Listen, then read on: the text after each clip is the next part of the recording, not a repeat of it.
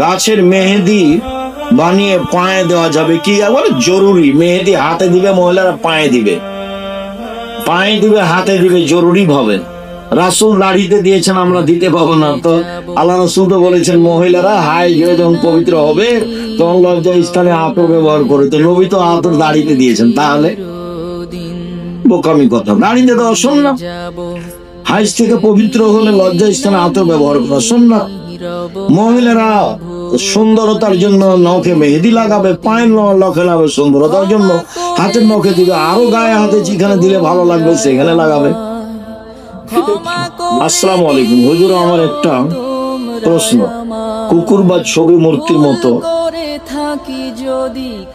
দ্বারের ঘরের ভিতরে বিড়াল থাকলেও কি রহমতের ফেরেশতা ঘরে প্রবেশ করবে না? জি না, বিড়ালের ব্যাপারে আল্লাহ রাসূল কিছু বলেননি, কুকুরের ব্যাপারে বলেছে। বিড়াল তো থাকবে, বাড়িতেই থাকে।